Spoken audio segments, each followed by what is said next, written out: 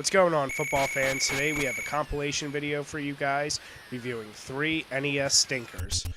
The first being NFL, released in 1989 for the NES.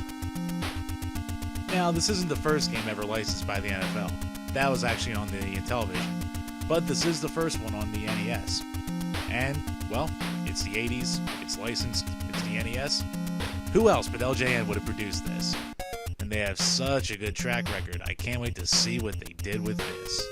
I bet you the beer it isn't good. An expensive beer. While checking out the graphics, one of the first things you're going to realize is that this is a side view. It's a little more pleasing to the eye than the typical vertical running up the field view. And all the teams actually represent the colors that they are supposed to. Later in the video, you'll also notice that when you throw the ball to one of your wide receivers or tight ends, it actually does a little zoom in to them. So, it's not bad. Middle of the road. When talking about the sound, it tries. It really did try. Like a lot of the games at this time, it's got a looping music track, which it's okay, but it's definitely could be a lot better. We've heard better with this. And, man, this sounds bad. They try to give the sound effects of the crowd and, for contact, but it just comes off so bad. And frankly, it just hurts the ears. It's not good. The control. Now, this is one rough area in this game. We literally took 2 plays to figure out that you needed to hit a directional button and hit the A or B pad in order to get a play. Yes, it would have been more helpful if we just had the actual game with the play pad, but when you pay 98 cents for a game and you just have the cartridge, you don't have much else. Playing the game itself isn't much easier. All your players are very robotic and everything just feels really stiff. We had to knock this down to a 1. It sucks. The gameplay. Alright, it's slow, it's stiff, it's unresponsive. Like a lot of the games of the era, it zooms in on you at the last second for you to try and catch a pass. And it's not intuitive at all. Maybe with a lot of dedication you could figure it out, but, we're sitting here drinking beers and plowing through these games. So, it didn't turn out too well. Bad scores all around.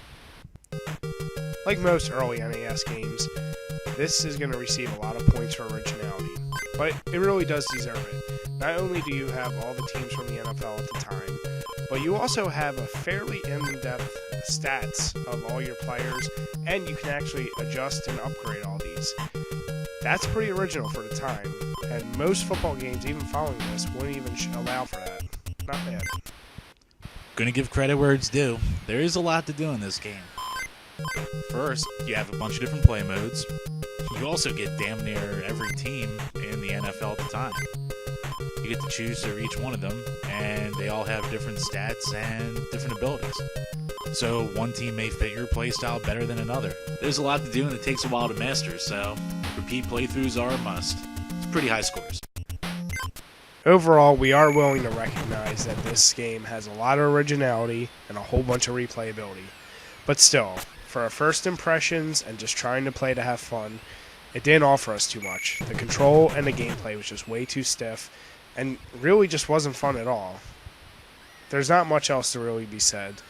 If you really are a football fan and you want to sink some time into an early NES classic, you may want to pick this up, but don't spend more than $2. Overall, this game got a 3.5. Now let's jump right into John Elway's Quarterback, released in 1987, also for the NES. The game came out on a lot of platforms, including the arcade, the Commodore 64, the Apple II, and the ZX Spectrum. This is only the second NES football game, so I won't hate on it too much, but once again, it is the vertical running up and down the field view. Your players are either blue or red, and they kind of resemble fat stormtroopers. I'm not going to hate on it too much, but even for the time, it's slightly below average. We both gave it a 4. Jim wants me to mention, the helmets look pretty. The sound department, it's a little lacking. The sound effects for hits and passes themselves they're cartoony and they're kind of crappy. But the song you're going to hear the most is the 8-bit rendition of Charge. So, look, like most video game reviewers, we're big fans of the Angry Video Game Nerd. So, whenever we hear this, it kind of reminds us of Custer's Revenge. And then that just reminds us that every time you listen to this game, you're kind of getting raped. This led us to giving it below average scores. It's not great. Now the control. This is an area where me and Bri really disagreed. While he thought it was average at best, I actually kind of liked it.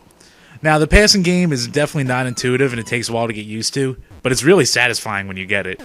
And the running plays, they're easy, it responds fine, it's smooth, and defense is fine as well. Overall, kind of conflicting, but definitely above average. Once again, when it comes to gameplay, me and Jim, we're on opposite sides of the field. I personally like the running plays better. Jim got much better at the throwing plays. But I still have to pick out one of my favorite plays I did against Jim. Watch this. You can't touch this. You can't touch this. My music hits me so hard, makes me say. You get it? Because he couldn't touch me. Still above average.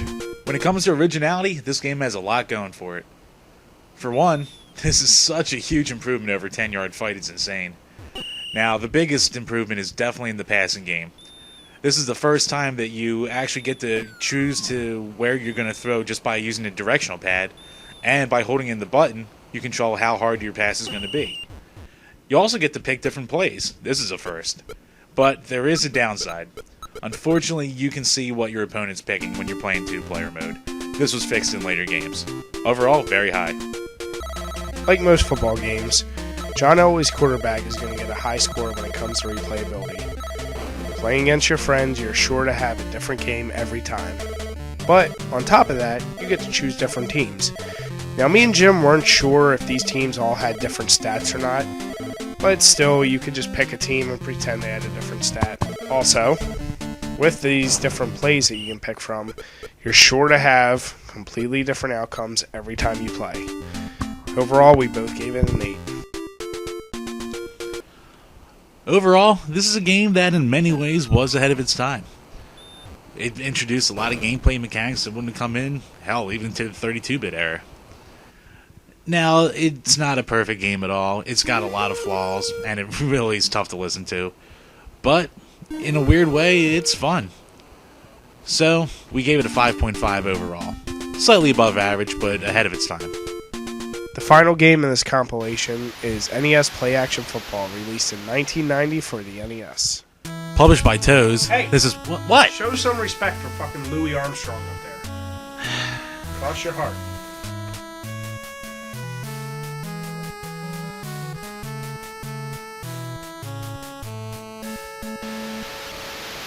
Can I talk now? Now, wow. This is really impressive. This is going to be the most impressive intro you're going to see on the Nintendo when it comes to football games. It gives you that real big stadium, big game, big money feel. And it really tries to emulate NFL football that way. Since it's based on the NFL, there's no European and no Japanese releases. Strictly North American. Also, it really kind of builds you up and you're thinking, hey, maybe this will be the game. Maybe this will be the one that really steps out from the rest and is the really good, fun football experience we want. I mean, look at this. You don't get every team in the league, but you do get a lot of them. And they each have their own logos, they each have their own team names. And actually, in-game, they have their own stats. Let's see. Well, I'm glad Jim had that optimism, because guess what? I don't. Look at these graphics. To me, this reminds me of a early 90s DOS video game. It just wasn't appealing to me. Me and Jim definitely were on opposite ends at this, and I didn't like it. What the fuck's up with this guy? Why does he have to blink? What does he have, fucking radiation? It just wasn't appealing. Everything but the actual gameplay looks good, and that's why I gave it a 3. Jim, on the other hand, maybe he was a little more drunk than I was, because he gave it a 5. I don't know what else to say. The sound is definitely a mixed bag. Now, the music, it's okay. That's the sound you're going to hear a lot in between plays and during most of the game. It's the main theme. Once you get to the in-game stuff, though, it starts to go a little sour. It can be a little coarse, a little grainy, but the voice work is still pretty good throughout. That is until you get to the ref. That's not really that great. I don't even know what the hell he just said there. But overall, Brian thought it was below average. I thought it was right at the peak of average.